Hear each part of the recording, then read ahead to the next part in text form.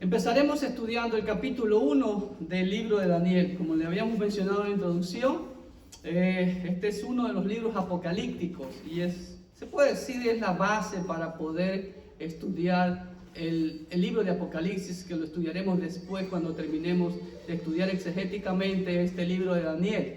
Así que vamos a empezar a escudriñarlo versículo por versículo, haciendo un estudio profundo, sacando los principios, las verdades, las doctrinas, las enseñanzas que Dios quiere mostrarnos a través de este precioso libro de Daniel. Así que vamos a leer el versículo número 1, que dice así: en el año tercero del reinado de Joacim, rey de Judá, vino Nabucodonosor, rey de Babilonia, a Jerusalén y la sitió. Para poder entender este versículo 1 del capítulo 1, déjenme hacer una pequeña introducción sobre la historia de las civilizaciones. Todos sabemos que la humanidad nace en la Mesopotamia, al sur de la Mesopotamia, lo que actualmente es conocido el Golfo Pérsico, que corresponde al país de Irak, Irán también por ahí. Okay. Entonces, entre los dos ríos, y aquí fue donde nace la civilización humana de acuerdo a la Biblia, ¿no? Y la primera civilización que conocemos a través de la historia es la civilización o el imperio sumerio, que es este pedacito de aquí, color rojo, anaranjado. Después del imperio sumerio apareció el imperio babilónico. Estamos hablando de este color un poco verde oscuro, ¿sí? Que apareció cerca del año 2000 antes de Cristo. No confundirnos, este es el imperio antiguo babilónico, ¿okay? Y después del imperio antiguo babilónico apareció el más grande que tenemos en un verde limón, el imperio asirio. Pero a la par también del lado oeste acá estaba el imperio egipcio. Así que eran los grandes imperios que había. Ahora, antes de la existencia de Daniel, recuerden que Israel se había dividido en dos reinos, el reino del norte y el reino del sur. El reino del norte, llamado Israel, Samaria o Efraín también se le conocía, fue llevado cautivo por los asirios en el año 722 aproximadamente antes de Cristo. Vuelvo y repito, todas las fechas que vamos a dar aquí son aproximaciones, porque siempre los historiadores dan un año más, un año menos, y bueno, siempre son fechas aproximadas. Entonces, el reino del norte fue llevado cautivo a Asiria, en el cual nunca más volvió. Pero después del imperio asirio, se comenzó a levantar este hombre llamado Nabopolassar, quien nació en el año 658 a.C. y muere aproximadamente, creo que en el 606, otros dicen 605, vuelvo y repito, las fechas son aproximadas, quien empezó el neoimperio babilónico o el nuevo imperio babilónico. Y su reino empezó en el año 626 hasta su muerte en el año 605 o 606 a.C. Y él, ahí está un prisma en donde está grabada la historia de Nabopolassar. Y él tuvo un hijo llamado Nabucodonosor. Entonces Nabucodonosor era como quien dice el general del ejército y su padre era el rey. Entonces estaba en la conquista hacia el oeste de Babilonia, llegando hasta Carquemis, en la gran batalla de Carquemis, y de ahí escucha que su padre muere y él regresa a Babilonia para ser entronado como rey aproximadamente en el año 605 a.C. y inmediatamente vuelve al lugar que estaba conquistando. A Nabucodonosor se lo reconoce porque le dio una belleza esplendorosa a Babilonia, como ustedes pueden ver, y era una de las 7 maravillas del mundo antiguo, los famosos jardines colgantes de Babilonia. También era famoso porque tuvo 30 templos paganos. Vemos que este rey era sumamente pagano como todos los reyes de la antigüedad. Esta es una es un templo llamado Sigurat, que es lo que la Biblia menciona en Génesis capítulo 10. La famosa Torre de Babel no era recta, sino que era una pirámide escalonada. ¿Okay? Y había muchos sigurats, y gracias a la arqueología se están descubriendo, como por ejemplo este en Ur de los Caldeos. ¿Okay?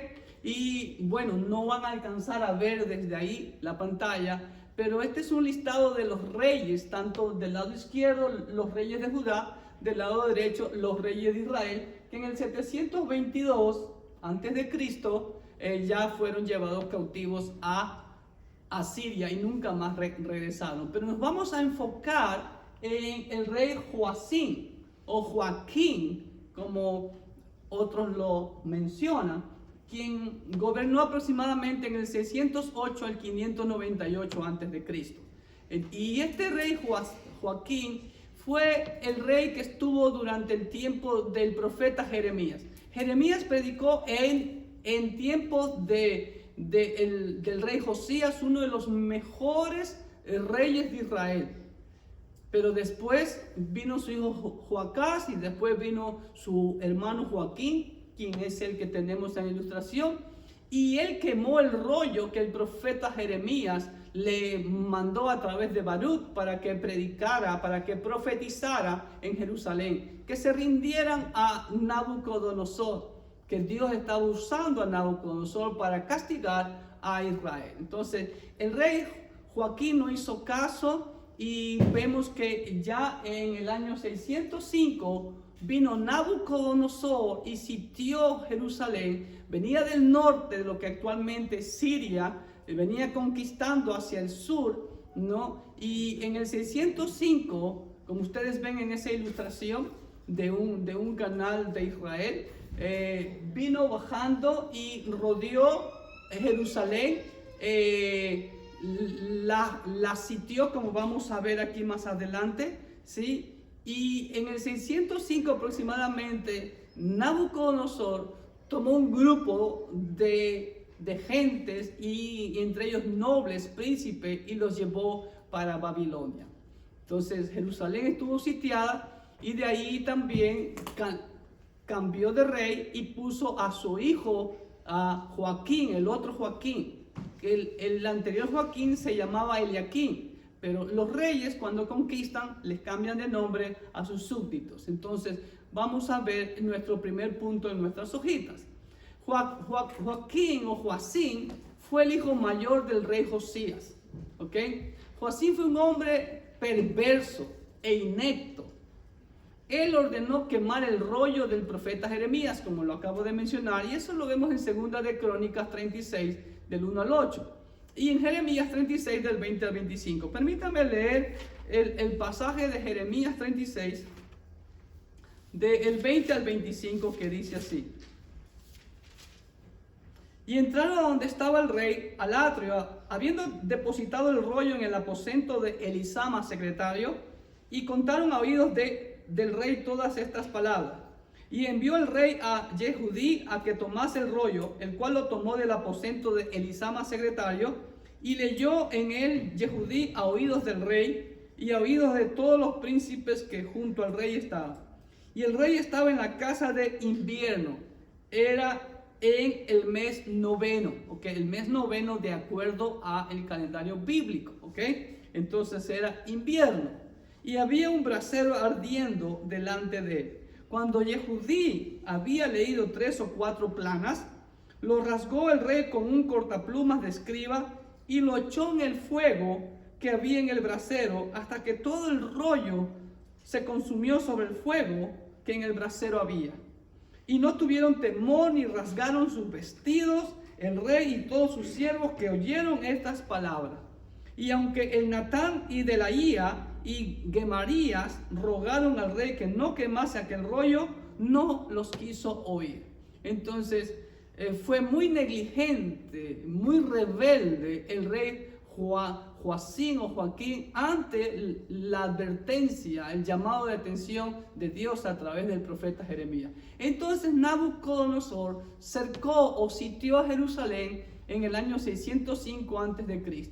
Nabucodonosor, como dice aquí el primer versículo, ese fue el año tercero del reinado de Joacim, rey de Judá, los judíos llevaban una forma de medir el tiempo y los babilonios de otra manera, ¿ok? Y Nabucodonosor fue rey en Babilonia por 43 años. Y este era el primer año del reinado de Nabucodonosor. Por así decirlo, empezó con pie derecho, conquistando gran parte, y de ahí avanzó después hasta Egipto, ¿ok?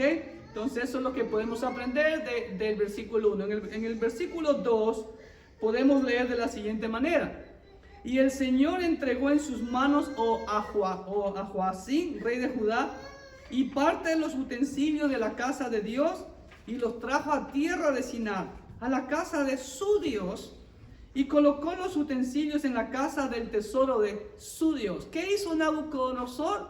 Nabucodonosor prácticamente, una vez que sitió Jerusalén, entró a Jerusalén y se llevó mucho de lo que había en el templo. Se llevó prácticamente todo. Las fuentes, todo lo que era oro, plata y bronce, se llevó Nabucodonosor para su tierra. Pero ahora es muy importante lo que nos dice el versículo 2. Mire cómo dice, cómo empieza. Y el Señor entregó en sus manos a Joacim, rey de Judá. Ojo, no fue el poderío de Nabucodonosor, no fue su ejército, no fueron sus armas de guerra, fue el Señor. Y es interesante lo que vemos aquí. Dice el Señor, no dice y Dios, porque no es la palabra Elohim en hebreo, sino la palabra Adonai.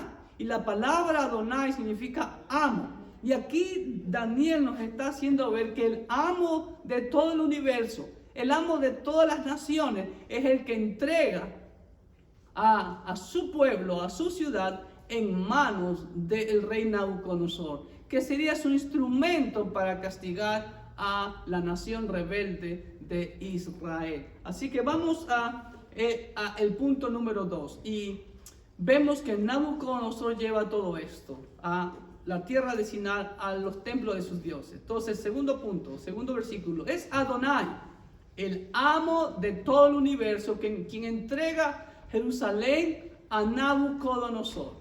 Además de los utensilios sagrados del templo, para llevárselos al templo de su Dios, posiblemente a el templo del dios pagano Marduk de Babilonia.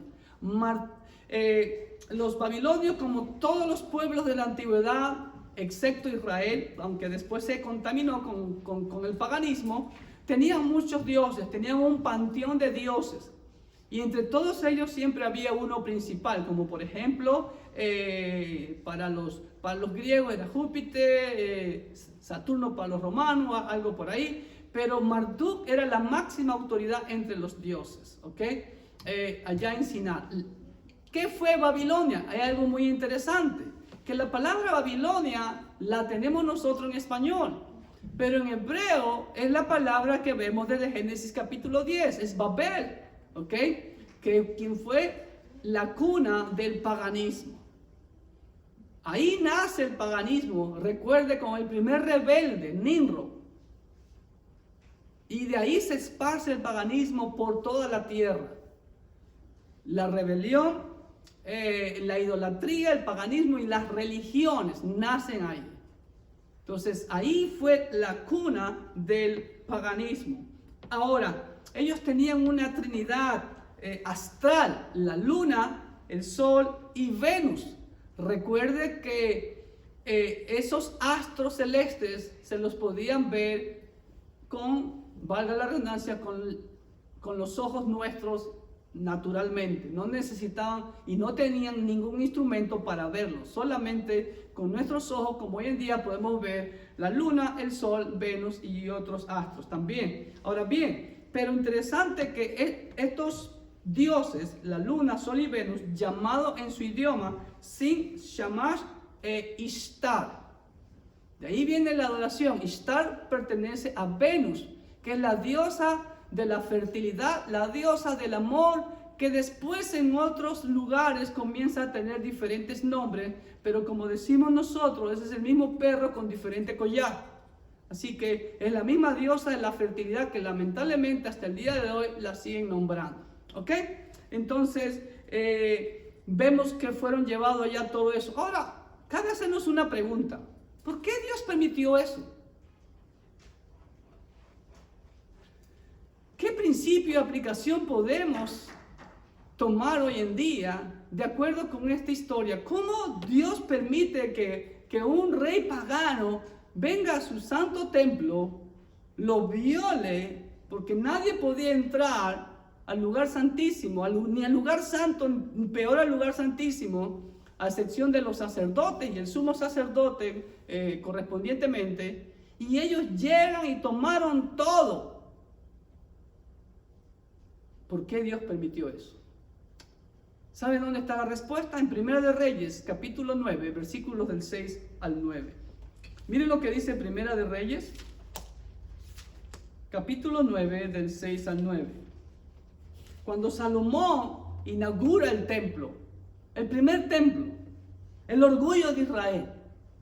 Entonces, Dios le hace ver a Salomón que todos los que oren perfectos, sí, ellos se mantendrían obedientes. Si tú anduvieras delante de mí, como anduvo David tu padre, siempre le decía el Señor a Salomón. Y en el versículo 6 le dice el Señor a Salomón: mas si obstinadamente os apartareis de mí, vosotros y vuestros hijos, y no guardareis mis mandamientos y mis estatutos que yo he puesto delante de vosotros, sino que fuereis y sirviereis a dioses ajenos y los adorareis, yo cortaré a Israel de sobre la faz de la tierra que les he entregado, y esta casa, escuchen bien, y esta casa que yo he santificado a mi nombre, yo la echaré, yo la destruiré de delante de mí, e Israel será por proverbio y refrán a todos los pueblos.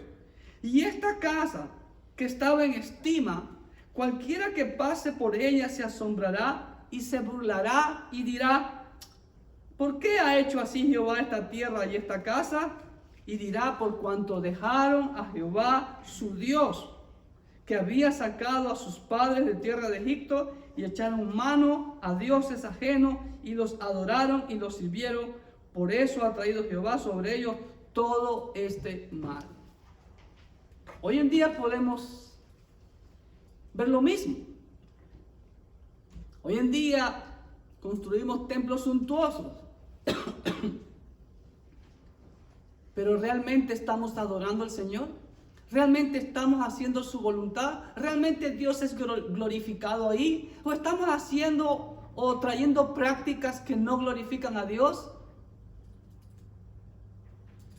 ¿O hemos convertido nuestros santuarios en otras cosas, en discotecas o en centros de entretenimiento, cuando el templo era para adorar al Señor? Al templo se iba a adorar al Señor, se iba a glorificar al Señor. Lamentablemente está pasando lo mismo. Es triste ver cómo hoy en día, aquí en donde vivimos, en Norteamérica, muchos templos se están cerrando, porque lamentablemente le hemos dado la espalda a Dios. Lo mismo le pasó a Israel. Es el círculo vicioso. Así que, iglesia, a poner las barbas en remojo, a hacer la voluntad de Dios, a ser obediente a lo que el Señor dice, no introducir prácticas que no aprueba la Biblia, no convertir los templos en circos o en gimnasios, parecen salas de aeróbicos o cualquier otra cosa, pero menos lo que es donde la gente viene a adorar, la gente viene a capacitarse en la palabra de Dios y sale para servir a nuestro Dios vivo y eficaz. Versículos 3 y 4 dice así: y dijo el rey Nabucodonosor a Aspenaz, jefe de sus eunucos, que trajese los hijos de Israel del linaje real de los príncipes, muchachos, oiga bien, muchachos en quienes no hubiese tacha alguna, de buen parecer, enseñados en toda sabiduría, sabios en ciencia y de buen entendimiento, e idóneos para estar en el palacio del rey, y que les enseñase las letras y la lengua de los caldeos. Miren, qué interesante.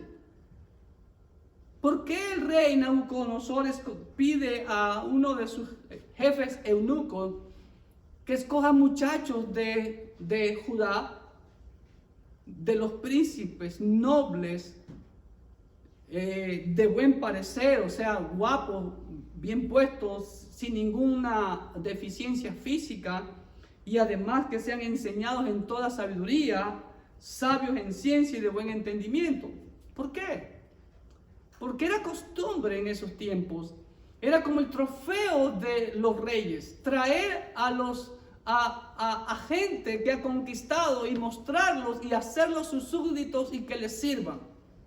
Y además también Nabucodonosor pretendía tener un imperio mundial. Cuando hablamos de imperio mundial, era de lo que se conocía en ese entonces, ¿no? Hasta el oeste, lo que actualmente es España. Esos eran los planes de Nabucodonosor, y para ello quería él usar los mejores recursos de sus pueblos conquistados para llevar a cabo su plan de conquista mundial. Y por eso recogía los mejores recursos humanos que habían en cada pueblo. ¿Ok? Así que vamos a el punto 3 y 4 en nuestra hojita. Ahí fueron llevados desde aquí hasta la tierra de Sinar, como ustedes ven, Babel. ¿Ok? Fueron llevados todos los utensilios, fueron llevados un grupo de personas, y entre esos vamos a ver que estaban nuestros 4 muchachos judíos, que ya los vamos a nombrar en el versículo 6, ¿ok? Entonces, en la hojita vamos a ver, Nabucodonosor pretendía organizar un imperio mundial, y en su propósito quiso usar los mejores recursos. ¡Wow! Si usted quiere cambiar este mundo, si usted lo han puesto para que dirija una nación, ¿a quién va a escoger? Seguro que va a escoger a lo mejor, los mejores recursos, los mejores ingenieros, los mejores sabios, etcétera, etcétera, etcétera. ¿Ok? Pues eso lo vemos desde la antigüedad.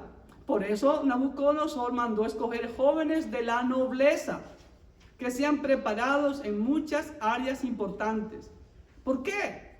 Porque los cargos que iban a desempeñar eran de suma importancia. Porque los planes del rey Nabucodonosor eran de suma importancia, muy agresivos, muy grandes. Ahora, mire lo que dice ahí. Para que sean instruidos en las letras y la lengua de los caldeos. Entonces estos jóvenes iban a ser instruidos en la cultura y en las costumbres caldeas.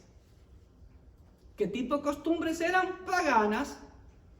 Iban a estudiar otros idiomas. ¿Ok? El arameo, que era el idioma de los caldeos. Ahora, cabe hacernos una pregunta. Hace 2500 años vemos a este hombre, un rey pagano, que tiene una estrategia tan grande, y él comienza a reclutar gente valiosa, gente sabia, de lo mejor de lo mejor. Ahora, miren lo que dice en el versículo 4, dice muchachos. La palabra muchachos en hebreo es yeladim, y significan adolescentes, no jóvenes. Ya un joven de 18 años ya tiene su criterio formado. Es difícil de tratar más con ellos. Pero un adolescente de 12, 13, 14, 15 años es más moldeable todavía. Ahora, pero el principio que yo encuentro aquí es que si el mundo, los inconversos, saben escoger los mejores recursos humanos para sus planes humanos, que de la iglesia. El principio es que la iglesia debe escoger los mejores recursos humanos para darle la excelencia al Señor y así cumplir con la misión encomendada. Hoy en día vemos lo mismo. El mundo es muy agresivo, es muy competitivo, cada vez es más exigente. Antes, hace 30, 40 años atrás, lo máximo que había en educación era una licenciatura, y era lo máximo. Hoy en día tener una licenciatura no es nada.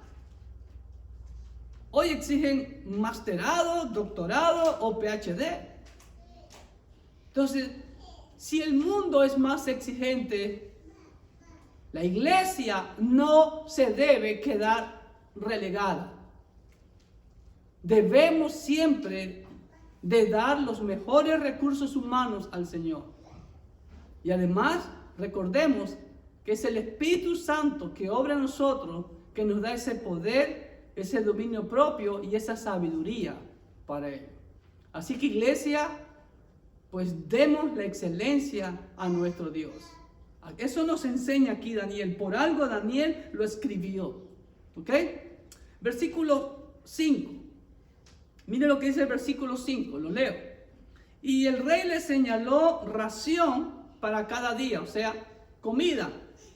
De la provisión de la comida del rey. Ojo, de lo mejor. El rey comía lo mejor.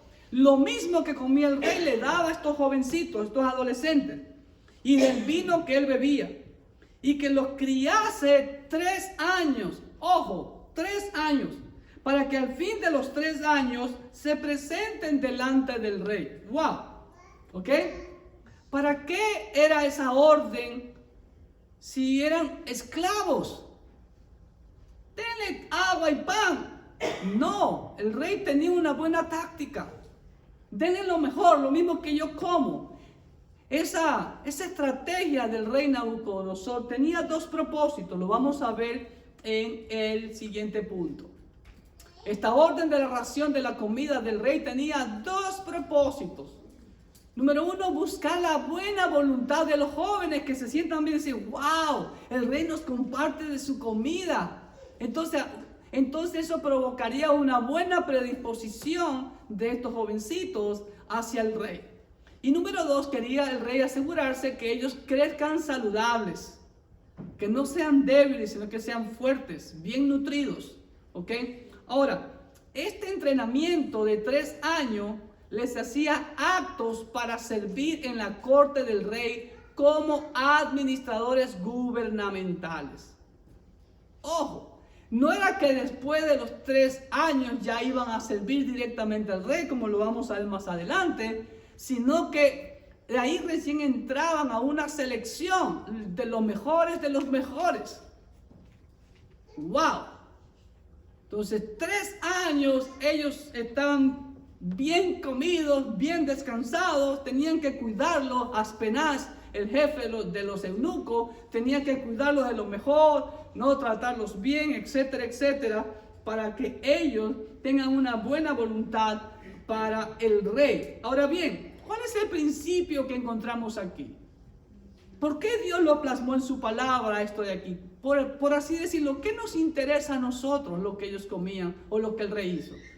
Todo lo que Dios ha puesto en su palabra tiene un propósito. El Señor quiere mostrarnos principios, tesoros espirituales, doctrina, enseñanza. ¿Y saben cuál es el principio aquí? Los siervos de Dios.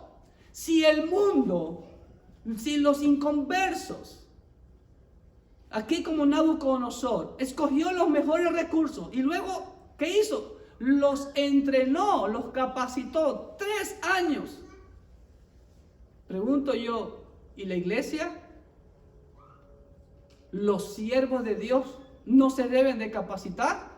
Pues los siervos de Dios deben ser entrenados y capacitados para ser aptos de ejercer el ministerio. Es bíblico. Segunda de Timoteo 3, 14 al 17, el apóstol Pablo le dice a su hijo en la fe, Timoteo, que ya en ese tiempo posiblemente ya era pastor. Le dice así: pero persiste tú en lo que has aprendido. Tiempo pasado, ya había aprendido Timoteo, y te persuadiste sabiendo de quién has aprendido, y que aún desde la niñez has sabido las sagradas escrituras, las cuales te pueden hacer sabio para la salvación por la fe que es en Cristo Jesús. Toda la escritura es inspirada por Dios y útil para enseñar, para redarguir, para corregir, para instruir en justicia. ¿Con qué propósito? Ahí viene el versículo 17. A fin de que el hombre de Dios sea perfecto, sea enteramente preparado para toda buena obra. Y el mismo apóstol Pablo a Timoteo, en 1 Timoteo 3, donde están los requisitos de los obispos o de los pastores, dice claramente que el obispo o el pastor no debe ser un neófito. Versículo 6 de 1 Timoteo 3. Si los inconversos escogen los mejores recursos y los entrenan, ¿por qué en la iglesia no sucede lo mismo? Es triste ver eso. Es triste ver que hoy en día cualquier persona se levanta como pastor, apóstol, profeta o como quiera llamarse. Pero nunca ha ido a un seminario, nunca ha ido a una universidad a estudiar. Y es lo que es más triste, a veces ni siquiera leen la Biblia todos los días. Es triste, aquí en Estados Unidos hay páginas de internet en donde hay muchos sermones. Y de acuerdo a las encuestas, los días sábados esa página de internet está saturada. Porque ahí están los pastorcitos bajando sermones del internet. ¿Por qué? Porque no están capacitados para preparar un sermón o una exposición de un estudio bíblico. Tienen que copiarlo. ¡Qué tristeza! ¡Qué tristeza! El mundo nos lleva por delante en ese aspecto. Número 6, versículo 6. Entre estos jóvenes, o estos yeladín, estos muchachos, jovencitos, adolescentes, estaban, escuchen bien, los nombres de estos jovencitos. Daniel, Ananías, Misael y Azarías, de los hijos de Judá. ¿Qué les quieren decir esos nombres?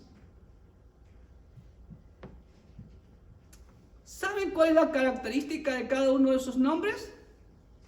En cada uno de esos nombres está el nombre de Dios. ¿Sabían ustedes eso? Lamentablemente en nuestro idioma no lo entendemos, pero en el hebreo se lo entiende claramente. Y es interesante ver el significado de cada uno de sus nombres. Así que vamos a ver eso. Versículo 6. Los nombres de estos 4 adolescentes judíos nos muestra un gran principio que lo dije cuando estuvimos orando hace un momento. ¿Saben cuál? Que Dios está con ellos y con su pueblo siempre. ¿Okay? Daniel, ¿qué significa Daniel? Todo nombre en nuestro idioma español que termina en él, por lo general, lleva el nombre de Dios. Él es uno de los nombres de Dios que es el núcleo para otros nombres como Elohim, El Shaddai, Elión, El Olam, etcétera, etcétera. Entonces Daniel significa Dios ha juzgado o Dios es mi juez. Ojo, y pienso yo que ahí con los nombres de estos jovencitos, Dios está dando el propósito de lo que está haciendo en este contexto histórico. Interesantísimo. ¿Ok? Hananías. ¿Qué significa Hananías? Los nombres bíblicos que terminan en Yah es el nombre de Dios, Jehová. El apóstrofe para Jehová o el nombre corto para Jehová, como nosotros lo nombramos en español. ¿Ok? Jehová ha mostrado su bondad o Jehová ha sido bondadoso. También se lo puede traducir. Hananías. Misael. ¿Ok? ¿Qué significa Misael? O también Micael. Significa lo mismo. ¿Quién es como Dios? ¿Ok? Micael. ¿Quién es como Dios? O Misael. ¿Quién es como Dios? Azarías. Jehová ha ayudado. Esriah es en hebreo, lo que en nuestro idioma en español lo hemos traducido con el nombre de Esdras. El nombre Esdras que tenemos en español es Esri en hebreo, que significa ayuda. Cuando el salmista dice, alzaré mis ojos a los montes, ¿de dónde vendrá mi ayuda? Mi ayuda viene de Jehová, Esri, mi ayuda. ¿Sí? Entonces Jehová ha ayudado. Interesante, hermanos. Daniel, Dios ha juzgado a su pueblo rebelde y pagano idólatra. Pero sin embargo, Dios ha mostrado su bondad. ¿En qué Dios ha mostrado su bondad? Después de que este rey pagano entró a su santo lugar y lo profanó y se llevó todos sus utensilios sagrados. Porque no fueron destruidos del todo. Porque Dios se guardó un remanente. Dios ha mostrado su bondad, su misericordia. ¿Y quién como Dios? ¿Quién como Dios? Los israelitas no podían imaginar en su mente obtusa y en su mente limitada de que Dios usara a un Dios pagano. Por eso casi matan a Jeremías. Hoy en día la gente piensa lo mismo. Dios usa cualquier persona para disciplinar a su pueblo. Dios usa presidentes. Dios usa gobernantes. Veamos a nuestro contorno. ¿Sí? Y por último, Azarías, Jehová ha ayudado. Y ojo, cuando se menciona Jehová, ¿sí? El nombre más sagrado del Señor. ¿En qué aspecto nos ha ayudado Jehová? Si estamos siendo llevados cautivos. Porque a pesar de eso, Jehová dio una promesa: volverán. El Señor les dio la orden: multiplíquense, bendigan a la nación a donde yo los voy a traspasar. Oren por esa nación. Es bíblico. Ahí está el mensaje del libro de Daniel. ¿Ok? Y Dios ha juzgado también a la humanidad a partir de ahora. Porque a partir de ahora comienza lo que el Señor dijo en Lucas, el tiempo de los gentiles.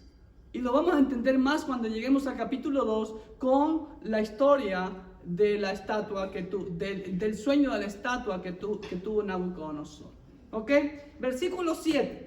Ahora bien, a estos nombres judíos, a estos 4 jovencitos, les cambian el nombre. Mire el versículo 7. A estos, el jefe de los eunucos puso nombres. Puso a Daniel Belsasar, a Ananías Sadrat, a Misael Mesach y a Azarías Abednego. ¿Por qué? Porque era la costumbre de los reyes de la antigüedad que a todos los conquistados les cambiaban el nombre. Tiempo antes de Nabucodonosor, el faraón de Egipto, ¿sí? Se llevó cautivo a Eliaquim y puso a Joacás como rey y le cambió el nombre a Joaquín. ¿Ok? Entonces, era la costumbre. Era muy normal, por así decirlo, que les cambien los nombres. ¿Se acuerdan de José en Egipto? También le cambiaron el nombre. ¿Ok? ¿Por qué? Porque eso significa: ahora tú me perteneces a mí. Y eso también, ¿sabía que usted y yo vamos a ser cambiados nuestros nombres? Amén. Porque vamos a cambiar de amo. Amén. Número 7. El cambio de nombre era una expresión de dominio. Daniel fue cambiado a Belsasar. ¿Qué significa Belsasar? Bel, un dios pagano, protege al rey. Eso es lo que se cree que es el significado de Belsasar. Y vamos a ver que el nieto de Nabucodonosor también se llamó Belsasar allá en Daniel capítulo 5. A Ananías le cambiaron por Sadrat. Sadrat posiblemente significa manda, que es una combinación de Sudur y Yaku, Dios a la luna. O sea, manda Dios a la luna. Misael fue cambiado por Mesach. Posiblemente el significado sea quién es lo que Aku es. ¿Okay? Aku era otro nombre de los babilonios. Y Azarías fue cambiado a Abednego.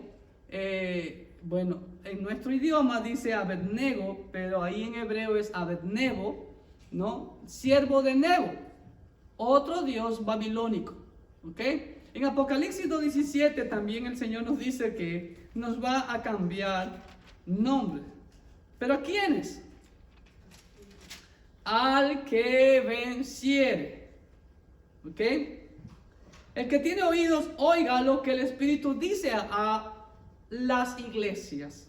Al que venciere, daré a comer del maná escondido y le daré una piedrecita blanca, y en la piedrecita escrito un nombre nuevo, el cual ninguno conoce sino aquel que lo recibe. Así que allá vamos a tener nombres nuevos, pero no se preocupe, si nos vamos a reconocer. Ok, versículos 8 y 9 dice así: y Daniel propuso en su corazón no contaminarse con la porción de la comida del rey, ni con el vino que el rey bebía. Pidió por tanto al jefe de los eunucos que no le obligase a contaminarse. Y puso Dios a Daniel en gracia y en buena voluntad con el jefe de los eunucos. Ok, ¿cuál es el panorama aquí? Nabucodonosor les brinda la misma comida que le servían a él a todos estos jovencitos. Y claro, esa comida incluía cosas que para los judíos estaban prohibidas, como los animales inmundos, por ejemplo. ¿Ok? Ahora bien, pero estos jovencitos están a cientos o tal vez más de 1000 kilómetros de distancia de su tierra natal. Además, no tienen la opción de escoger. Son esclavos. Y los esclavos tienen que obedecer. Además, no hay quien los esté mirando. Pero sin embargo, ellos podían haber comido, pero no lo hicieron. ¿Por qué? Porque aquí vemos el carácter y la personalidad de estos jovencitos. Eran realmente unos verdaderos hijos de Dios, consagrados a Dios. ¿Sí ven? Y Daniel propuso en su corazón no contaminarse con la porción de la comida del rey. Interesante. Vemos la fe de ellos puesta a prueba. Bueno, si yo soy esclavo, tengo que obedecer. Pero aquí vemos un gran principio, una gran verdad y una gran enseñanza para nosotros hoy en día y más que nada para ustedes jovencitos. ¿Ok? Así que vamos a el punto número 8 y 9. Versículo 8 y 9 dice así: la fe de ellos fue puesta a prueba. Ellos tenían la opción de renunciar a sus principios divinos debido a la presión, debido a su condición de esclavos. Un esclavo no tiene opción a nada, solo a obedecer y a servir. ¿Ok? Aún con el riesgo de poner sus vidas en peligro, ellos dijeron: no vamos a comer esa comida. Entonces vemos el carácter. Aquí estos 4 jovencitos nos enseñan cuál debe ser el carácter del cristiano hoy en día también. Recuerden que en ese tiempo nadie le podía menospreciar al rey absolutamente nada.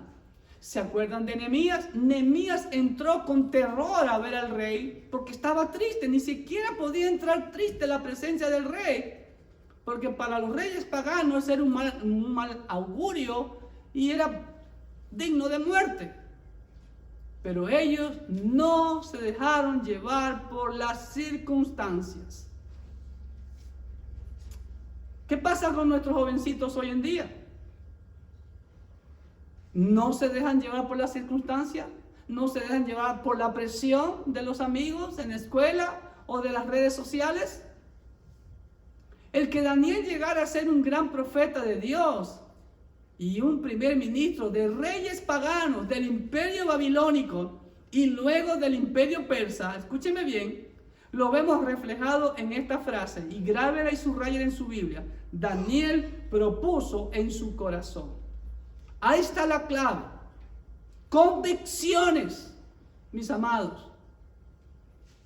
Aquí vemos el carácter y compromiso firme de Daniel de agradar solamente a Dios bajo cualquier circunstancia o presión.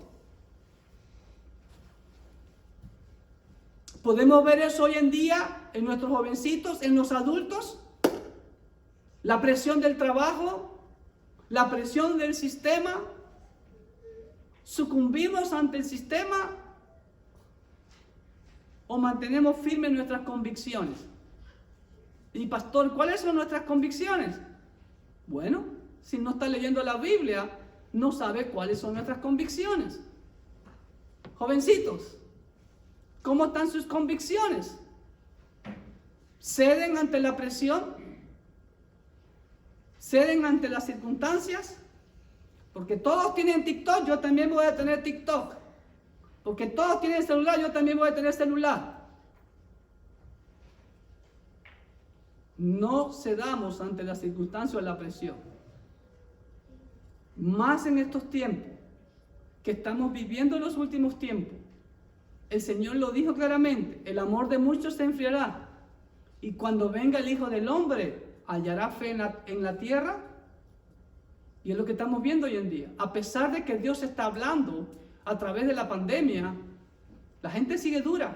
Y va a endurecerse más y más, aun cuando venga la gran tribulación.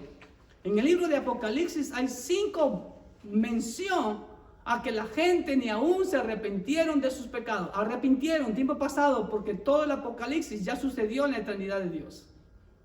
Así que iglesia, a mantenernos firmes en nuestras convicciones, a pesar de no agradar al mundo. Agrademos solamente al Señor, no a la mayoría. Versículo 8 al 16, del 10 al 16. Y dijo el jefe de los eunucos a Daniel: temo a mi señor el rey, que señaló vuestra comida y vuestra bebida, pues luego que él vea vuestros rostros más pálidos que de los muchachos que son semejantes a ustedes, condenaréis para con el rey mi cabeza. Miren lo que dice el jefe de los eunucos, Aspenaz. O sea, me estoy jugando la vida si ustedes no comen la comida del rey, si van a estar pálidos. Entonces dijo Daniel a Melzar, que estaba puesto por el jefe de los eunucos sobre Daniel, Ananías, Misael y Azarías: te ruego que hagas la prueba con tu siervo por 10 días nada más, y nos den legumbres a comer y agua a beber. Cereales fueron lo que comieron. ¿Ok? Compara luego nuestros rostros después de los 10 días con los rostros de los muchachos que comen de la ración de la comida del rey, y haz después con tu siervo según te parezca. Consintió, aprobó Melzar pues con ellos en esto, y probó con ellos 10 días. Y al cabo de los 10 días pareció el rostro de estos 4 jovencitos hebreos mejor y más robusto que el de los otros muchachos que comían de la porción de la comida del rey. Así pues Melzar se llevaba la porción de la comida de ellos y el vino que habían de beber, y les daba legumbres, cereales, ¿no? Él aprovechaba y se llevaba todo para su casa. Tenía doble ración Melzar. Entonces, ¿qué vemos ahí, amados hermanos? Si ven, ahí está una ilustración que vale la pena. Vemos la audacia, la valentía de estos adolescentes. Que así fueran nuestros jóvenes hoy en día. El éxito de perseverar, como estos jóvenes lo hicieron, se basa en esa relación de amor con Dios. De corazón a corazón, como dice el versículo 8. Daniel propuso en su corazón. Por eso es una relación de amor, no es una religión. Y en una relación de amor está dispuesto a darlo todo. Y cuando andamos en obediencia a Dios, Dios nos da de su gracia ante otras personas. Miren lo que dice el versículo 9. Y puso Dios a Daniel. La palabra puso, que traducida aquí en español puso, es la misma palabra en hebreo que en el versículo 2, cuando dice que el Señor Adonai entregó en sus manos a Joacim, rey de Judá. Así como Dios entregó a Nabucodonosor, al rey Joacim de Judá, así mismo Dios entregó a Daniel gracia ante el jefe de los eunucos. 1 Samuel 2:30 nos recuerda eso. Un principio que debemos de recordar. Por tanto, Jehová, el Dios de Israel, dice: yo había dicho que tu casa y la casa de tu padre andarían delante de mí perpetuamente, mas ahora, ha dicho Jehová, nunca yo tal haga, porque yo honraré a los que me honran, y los que me desprecian serán tenidos en poco, serán despreciados. Entonces Dios honra a los que le honran. ¿Ok? Versículo 17. A estos 4 jovencitos, muchachos, adolescentes, teenagers, Dios les dio, miren lo que dice, les dio conocimiento e inteligencia, escuchen bien, en todas las letras y ciencias. Y Daniel tuvo entendimiento en toda visión y sueños. ¡Wow! ¿Qué podemos apreciar aquí? ¿Qué verdad encontramos aquí? Aquí encontramos una preciosa verdad. La recompensa de la consagración. Oh, bueno, ya vimos eso. ¿Cómo está nuestra fe cuando somos presionados por la sociedad mundana en la que vivimos? Y aún para todos, no solo para los jovencitos. En toda esta prueba que está plasmada en este libro de Daniel. Y también la recompensa de la consagración. Esa es la enseñanza que vemos aquí. No solamente que hallaron gracia, sus rostros estuvieron mejor que los otros, sino que aparte Dios les dio conocimiento e inteligencia. Es decir, que ellos no solamente estaban familiarizados con el saber de los caldeos, sino que además podían entender su verdadero significado. Es como a veces mucha gente lee la Biblia y no encuentra nada, no le entra nada, no saben qué quiere decir tal o cual cosa. Si alguien está falta de sabiduría, pídale a Dios que dará abundantemente, dice la Biblia. A Daniel se le dio una capacidad especial, como vemos aquí en el versículo 17. Y Daniel tuvo entendimiento en toda visión y sueños. Ya aquí el propio Daniel nos presenta la capacidad especial que Dios le dio, ese don espiritual que Dios le dio, la habilidad de entender e interpretar revelaciones sobrenaturales que otros no tenían en ese tiempo. Entonces, esto nos muestra la anticipación al ministerio de Daniel como profeta de Dios. Selah. Ya les he dicho lo que significa la palabra Selah, que está en los Salmos.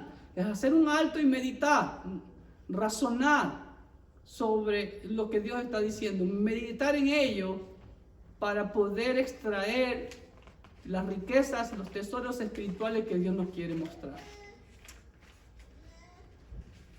Cuando uno es obediente al Señor, cuando uno se propone en su corazón agradar al Señor, Dios da más de lo que uno le pide. Lo vemos con Salomón. Aunque tristemente después Salomón se desvió, pero gracias a Dios que al final de sus días se retractó, recapacitó y reconoció que el todo del hombre es agradar a Dios. ¿Ok? Entonces vemos que Dios recompensa esa lealtad. Dios siempre recompensa la obediencia. La Biblia es clara. En la Biblia vemos las consecuencias de la obediencia y las consecuencias de la desobediencia. Usted escoge. No diga Dios me castigó, no. Eso es consecuencia de su desobediencia. ¿Ok? Así que Dios nos prueba, sí, pero Dios no tenta a nadie, ni tampoco le desea el mal a nadie. ¿Ok? Versículo 18. Dice así: pasados pues los días, al final de los cuales había dicho el rey que los trajesen, el jefe de los eunucos los trajo delante de Nabucodonosor. ¿Qué significa? Pasaron los 3 años de entrenamiento, full entrenamiento, día tras día. Entonces, ahora sí, se iban a presentar en la corte del mismísimo rey de Nabucodonosor, el rey más grande en ese tiempo. ¿Ok?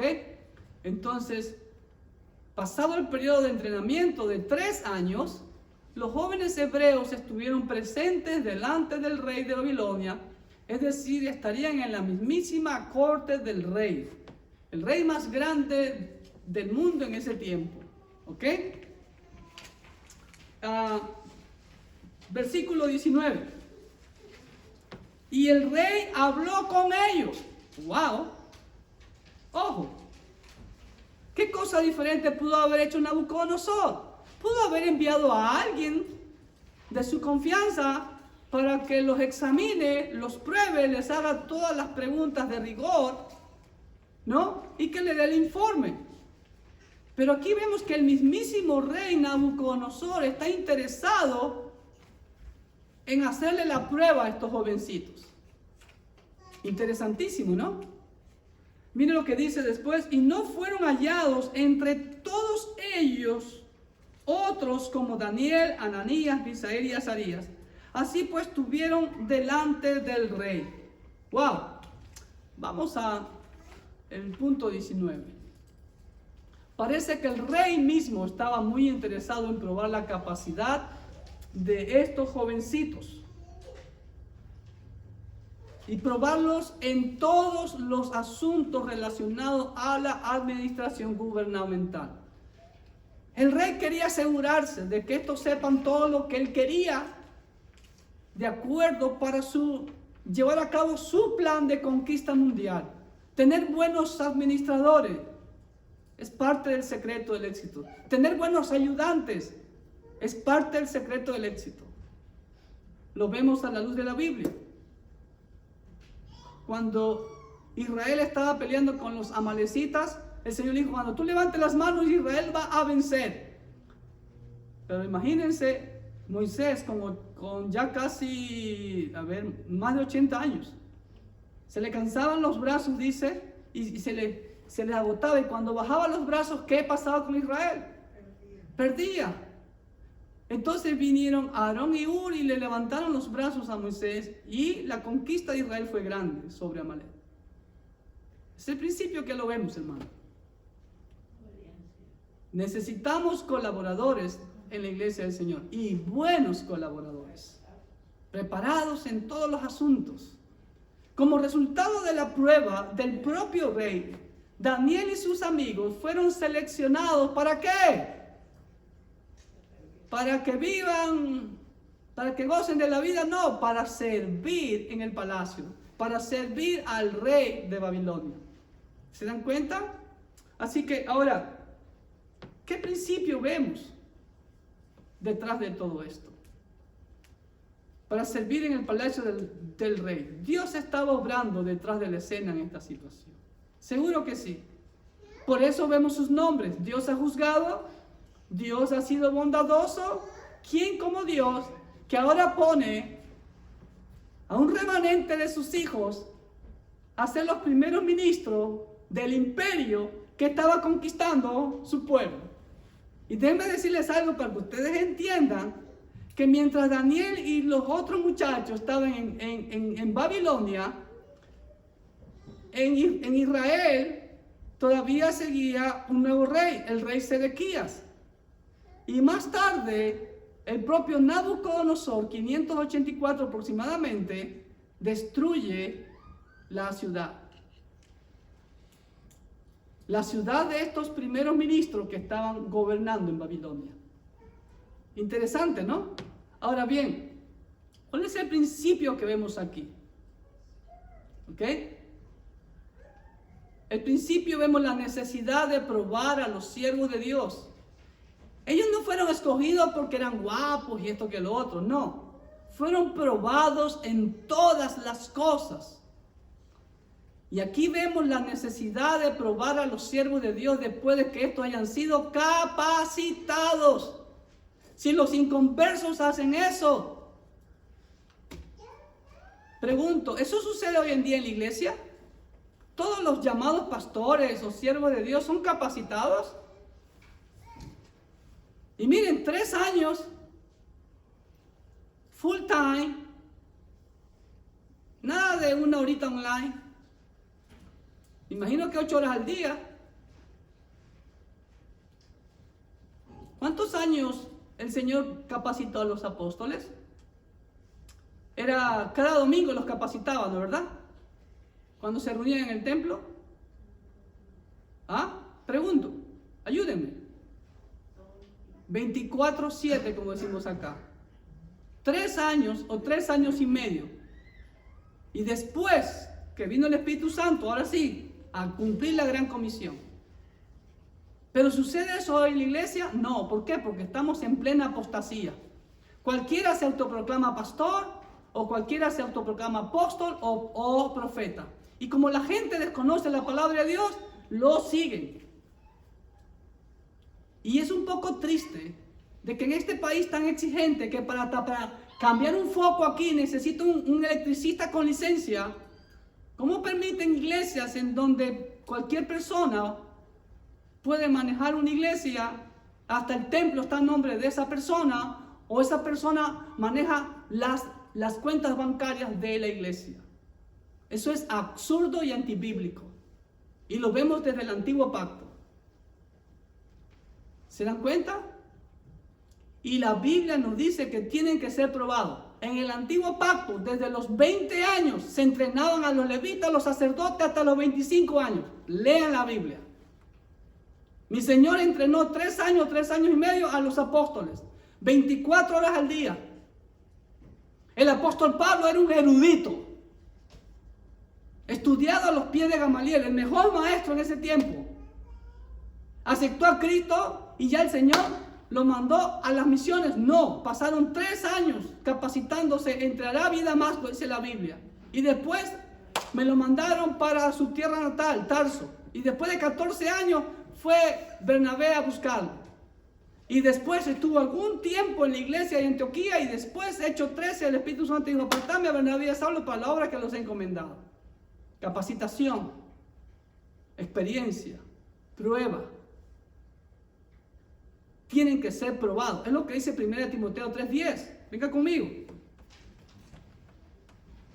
1 Timoteo 3:10.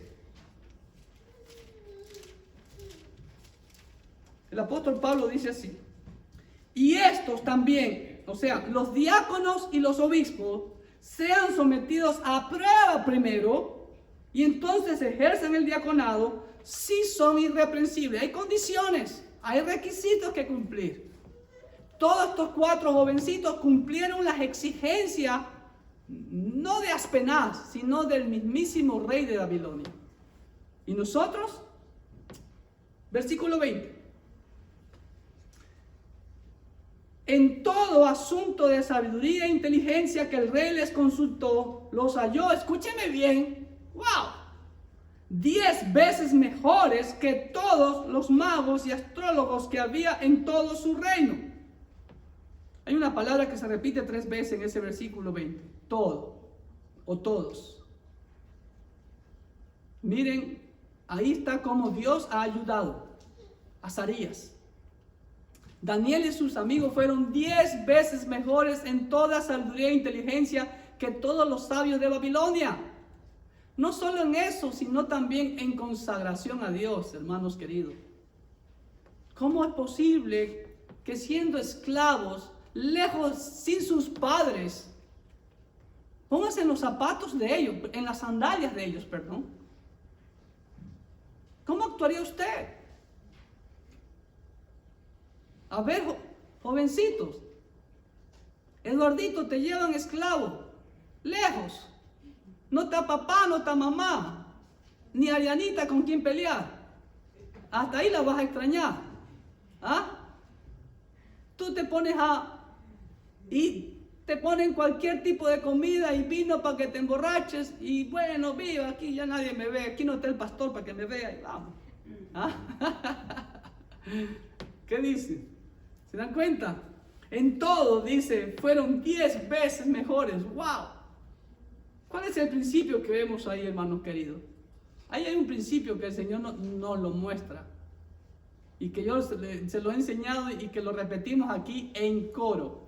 El siervo de Dios debe ser ejemplo en todo. El apóstol Pablo le dice a su hijo en la fe, Timoteo, y pastorcito Timoteo, le dice así en 1 Timoteo 4:12: ninguno tenga en poco tu juventud. ¿Sí ve? Estos jovencitos, ninguno tenga en poco tu juventud, sino sé, la palabra sé es imperativo, sé ejemplo de los creyentes en palabra, conducta, amor, espíritu, fe y pureza. En palabra, o sea, en la escritura. ¿Cómo puedes tú enseñar algo que no estudias? Los maestros en sus escuelas son graduados solo de la high school. Díganmelo, jovencitos. o tienen bachelor y tienen maestría, mínimo. Es lo que están exigiendo ahora las escuelas. Y dependiendo del nivel de educación de los maestros, es el rating de la escuela. ¿Es verdad o no es verdad? ¿Se dan cuenta? Díganme eso a nivel de los pastores, a nivel de los que dirigen las iglesias. Nosotros, los siervos de Dios, tenemos que ser ejemplo en todo. Y por último, versículo 21 para concluir el capítulo 1. Y continuó Daniel hasta el año primero del rey Ciro. Ahí vemos un resumen, prácticamente vemos desde el año 605 a.C. aproximadamente hasta Ciro. ¿Cuántos años pasaron? ¿Ah? Más de 70 años. ¿Cuántos años tendría Daniel hasta que murió? Yo calculo que más de 100 años. Pastor, ¿por qué? Vamos a verlo. Daniel vivió durante todo el exilio en Babilonia, 70 años. Fue profetizado por Jeremías 25 del 11 al 12. Jeremías 25 del 11 al 12 dice así: toda esta tierra será puesta en ruinas y en espanto, y servirán estas naciones al rey de Babilonia 70 años. Y cuando sean cumplidos los 70 años, castigaré al rey de Babilonia y a aquella nación por su maldad, ha dicho Jehová, y a la tierra de los caldeos, y la convertiré en desiertos para siempre. Babilonia es un desierto hoy en día. ¿Ok? 29:10 dice así, de Jeremías: porque así dijo Jehová, cuando en Babilonia se cumplan los 70 años, yo os visitaré y despertaré sobre vosotros mi buena palabra para haceros volver a este lugar. ¿Ok? Además, Daniel presenció el primer regreso de exiliados en el año 583 aproximadamente antes de Cristo, dirigidos por Zorobabel, en tiempos del rey Ciro de Persia. Mire lo que dice Esdras 1, del 1 al 4. Esdras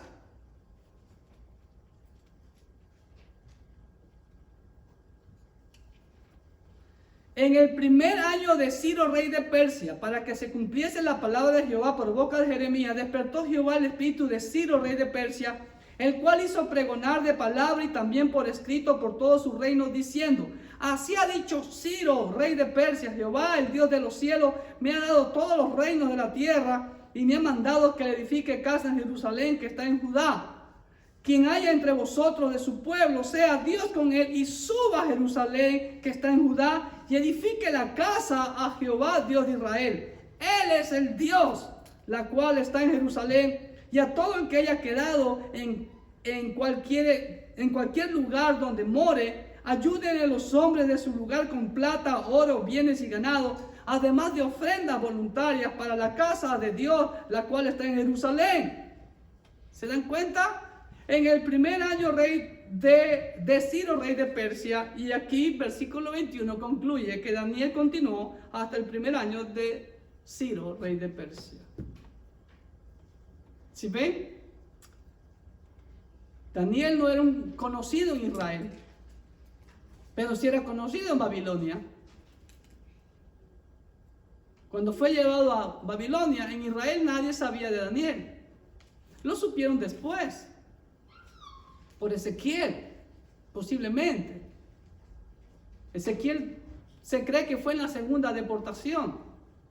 Y Ezequiel, según leemos el libro de Ezequiel, Dios le ordenaba que enviara cartas a Jerusalén para que se entregara a Nabucodonosor.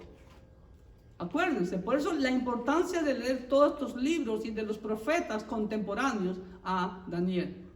Y en esa tierra extraña fue Daniel el primer ministro de algunos reyes e imperios, pero sobre todo fue un genuino profeta de Dios para revelar su plan. Jamás Daniel, como decimos nosotros, se casó con nadie. Vamos a ver en el capítulo 5 que le declara palabra de Dios a Belsasar, y eso ocurre en ese mismo momento. ¿Ok?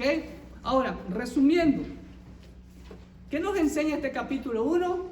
Vemos claramente que Adonai, el amo del universo, el dueño de todas las naciones, está en control de su pueblo, de esta tierra, de todo. Nada escapa al control de nuestro soberano rey. Y aquí vemos sobre todo el gran ejemplo de convicción, de carácter y de personalidad que debemos tener todos los hijos de Dios. En cualquier circunstancia o bajo cualquier presión, llámese como se llame, debemos de mantener firme nuestra vocación, como nos dice la Escritura. Que ese sea su deseo cada día y que podamos imitar a estos grandes siervos de Dios. Es el deseo de Dios para su vida y el deseo de este siervo para usted también. Que Dios le bendiga abundantemente.